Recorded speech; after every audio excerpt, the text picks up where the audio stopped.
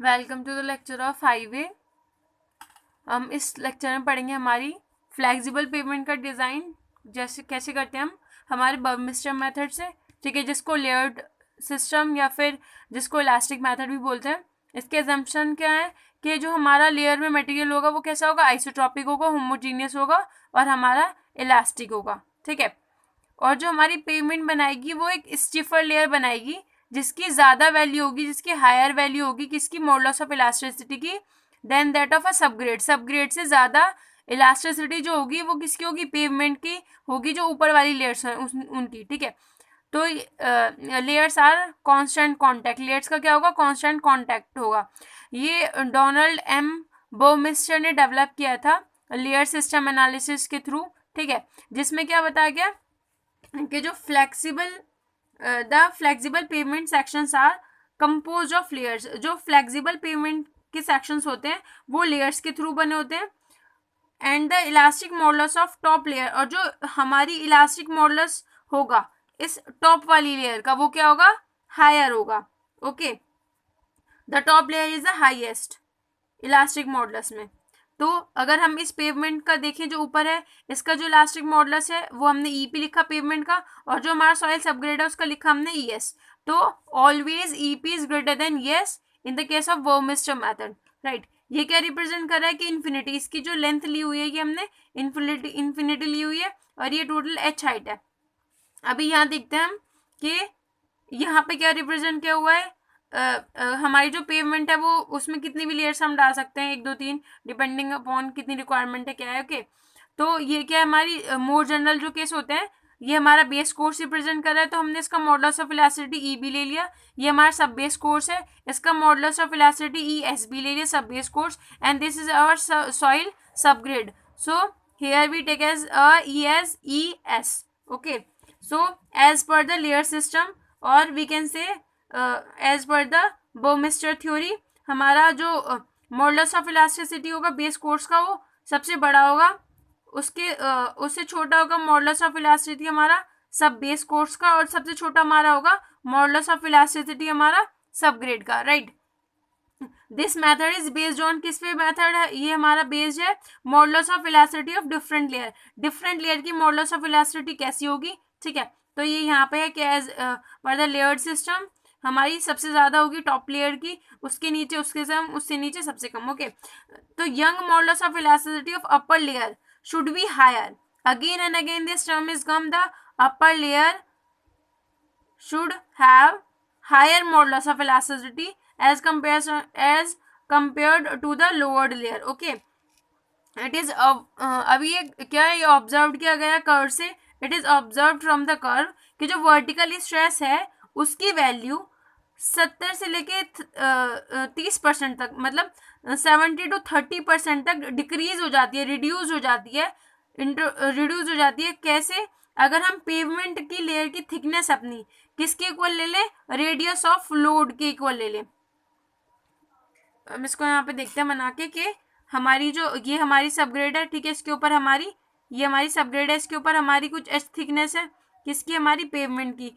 तो हमारी जो स्ट्रेस की वैल्यू है वो 70 to 30% डिक्रीज हो जाती है, 30 to 70 के बीच में किसी भी वैल्यूज में डिक्रीज हो जाएगी हमारी किसकी, स्ट्रेस की वैल्यू। जहाँ पे स्ट्रेसेस आती हैं कब, अगर हम हमारा जो यहाँ पे व्हील आएगा, इसका जो कॉन्टेक्ट एरिया होगा, इसका जो रेडियस होगा आर, मतलब रेडियस ऑफ लोड, आर से भी रिप्रेजेंट करते हैं, ए से भी रिप्रेजेंट करते हैं, ठीक है। ए जो है वो हम एच जो है वो हम किसके इक्वल ले लें, हमारी ए के इक्वल, दैट मीन्स थिकनेस किसके इक्वल ले लें, हमारा जो रेडियस ऑफ लोड आ रहा है उसके इक्वल ले लें। और जिसकी इलास्टिक जो हम अगर देखें इसका मॉडुलस ऑफ इलास्टिसिटी, तो जो ई पेवमेंट का हो और ई हमारा सबग्रेड का हो, ठीक है, ये क्या है हमारा सबग्रेड, जो नीचे वाला हमारा सॉइल होता है।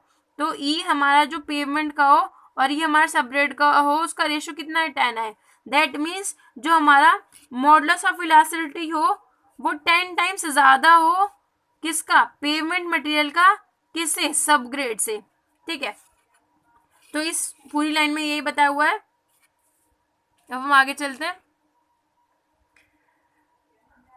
इस लाइन में दिया हुआ द डिफ्लेक्शन फैक्टर एफ, ये एफ है, ठीक है। Deflection factor F is introduce, एक फैक्टर इंट्रोड्यूस होता है इसमें, डिफ्लेक्शन फैक्टर।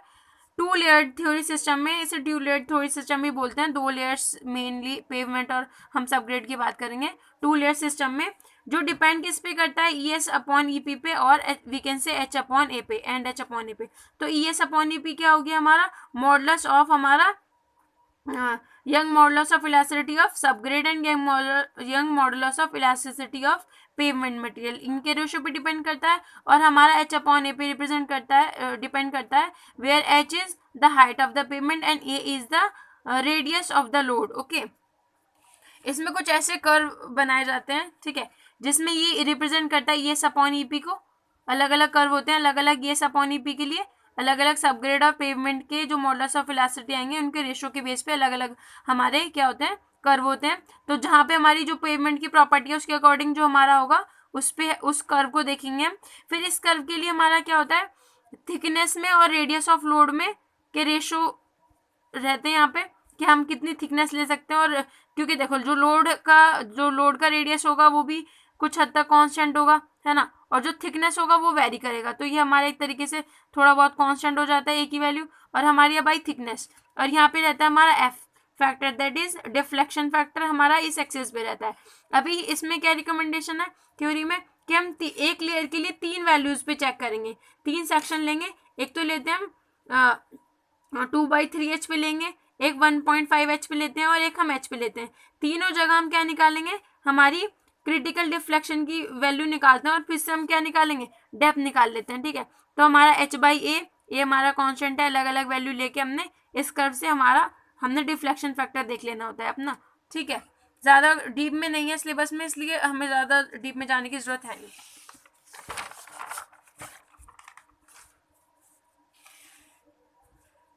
अब देखते हैं हम इसका फॉर्मूला कैसे कंप्यूट करेंगे हम। देखो, when the load over the pavement surface is considered as a flexible plate, जब हमने लोड को पेवमेंट पे एज अ फ्लेक्सिबल प्लेट हमने कंसिडर किया है, तो जो हमने फ्लेक्सिबल प्लेट का हमने पढ़ा था हमारा प्लेट बियरिंग टेस्ट, उसमें हमारा डिफ्लेक्शन का फॉर्मूला था, ठीक है। तो हम वो वाला फॉर्मूला यूज कर लेते हैं जब हम फ्लेक्सिबल प्लेट की बात करेंगे, ठीक है। जब हम एज अ फ्लेक्सिबल प्लेट लेके चल रहे हैं, हमारी पेवमेंट को हम कैसे लेके चल रहे हैं, ये एक ऐसे फ्लेक्सिबल है, तो उस केस में हम ये वाला डिफ्लेक्शन का फॉर्मूला यूज करते हैं, delta equals to 1.5 PA upon S into F, ठीक है। यहाँ पे डेल्टा क्या होता है, डिफ्लेक्शन होता है, जो हमारा डिजाइन डिफ्लेक्शन है। चाहे अगर हमें डिफ्लेक्शन इतना होना चाहिए तो इसके लिए यहाँ पे वैल्यू दे सकता है या फिर पूछ भी सकता है इसकी। पी हमारा क्या होता है, कितना कॉन्टैक्ट प्रेशर आ रहा है, ये kg पर सेंटीमीटर स्क्वायर में होता है, ठीक है। और उसके बाद में हमारा ये ई एस क्या होता है, मॉडुलस ऑफ इलास्टिसिटी होता है। एस है तो हमारा किसके लिए, ये सबग्रेड के लिए, और ये किस में होता है, kg पर सेंटीमीटर स्क्वायर में। और हमारा जो ये ए होता है, ये होता है हमारा रेडियस ऑफ कॉन्टैक्ट एरिया, कितना कॉन्टैक्ट एरिया, या फिर we can say radius of load, okay, जो लोड आएगा उसके इंप्रेशन का ही रेडियस लेते हैं। और एफ क्या होता है हमारा, ये एफ है हमारा डिफ्लेक्शन फैक्टर, इसे हम डिस्प्लेसमेंट फैक्टर भी बोलते हैं। और इसकी वैल्यू किस पे डिपेंड करती है, इसकी वैल्यू डिपेंड करती है रेशो पे। किस रेशो पे, young modulus of elasticity of हमारा सबग्रेड का और पेवमेंट का, और हमारी हाइट कितनी है और हमारी रेडियस ऑफ कॉन्टैक्ट एरिया कितना, उनके रेशो पे डिपेंड करता है, ठीक है। तो हमें याद रखना है हमारे फ्लेक्सिबल पेवमेंट के लिए यहाँ पे वैल्यू कितनी आती है, 1.5 PA 1.5 upon S into F, ठीक है। इसको याद कर लेना, इंपॉर्टेंट है। अब नेक्स्ट चलते हैं हमारे, अगर हम बात करें हमारी रिजिड प्लेट की, ठीक है। जब टेस्टिंग हमारी की जाती है सबग्रेड पे, जो हमारी रिजिड है, ठीक है, सबग्रेड है जो कि हमारी कॉम्पैक्ट करके अच्छी खासी रिजिड कर दी गई है, या फिर पेवमेंट जो हमारी एग्जिस्टिंग रोड है, ठीक है, उस पर की जाती है, तो हमारी रिजिड प्लेट एज्यूम करके चलते हैं कि हमारी जो जिस पे टेस्टिंग हो रही है वो हमारी रिजिड प्लेट है। तो टेस्ट रिजिड प्लेट फॉर्मूले में यूज करते हैं ये वाला, ठीक है। रिजिड पेवमेंट के लिए हम यूज करेंगे, देखो रिजिड में डिफ्लेक्शन की वैल्यू कम आएगी तो इसके लिए 1.18 है, और फ्लेक्सिबल में ज्यादा आएगी तो हमारी उसमें 1.5 आ जाती है वैल्यू, ठीक है। ये इंपॉर्टेंट है याद करनी, 1.5 किस में आएगी, 1.18 किस में आएगी। तो ये जैसे स्टील प्लेट यूज कर रहे हैं हम या प्लेट लोड टेस्ट में, तो इसमें delta equal to 1.18 PA upon S into F, okay. Again हमारी फ्लेक्सिबल पेवमेंट में 1.5 और हमारी रिजिड पेवमेंट में 1.18, ओके। अभी यहाँ पे ये टर्म्स वही रिप्रेजेंट करती है जो हमने ऊपर बताई है, क्या डेल्टा डिफ्लेक्शन हमारा डिजाइन डिफ्लेक्शन सेंटीमीटर में होता है, याद रखना। पी क्या होता है हमारा कॉन्टैक्ट प्रेशर, ए होगा हमारा रेडियस ऑफ कॉन्टैक्ट एरिया, ठीक है। ई एस हमारा modulus of elasticity of subgrade और एफ हमारा डिफ्लेक्शन फैक्टर। ओके, अभी टेस्टिंग अगर हम सबग्रेड पे कर रहे हैं तो उसके लिए हम एफ की वैल्यू कितनी ले लेते हैं 1।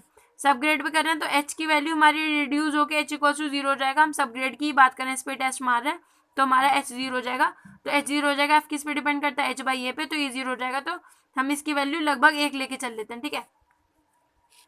अभी केस 1, अगर हम यहाँ पे सबग्रेड पे कर रहे हैं तो हमारा डेल्टा की वैल्यू कितनी हो जाएगी।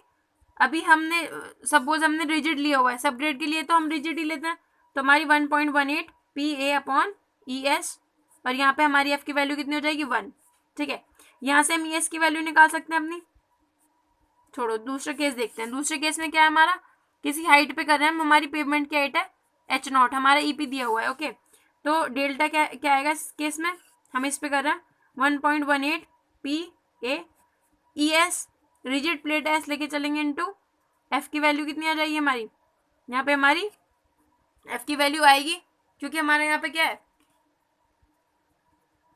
यहाँ पे हमारा क्या हो रहा है कि यहाँ पे हमारी एच नॉट की वैल्यू है, ठीक है। तो इसलिए हमारी यहाँ पे क्या आएगी, इसकी वैल्यू आ जाएगी, तो यहाँ पे आ जाएगा हमारा एफ।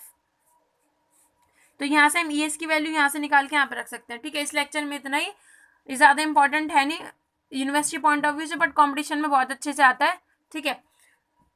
तो आगे हम हमारी न्यूमेरिकल पढ़ेंगे। इस लेक्चर में इतना ही। Thank you so much.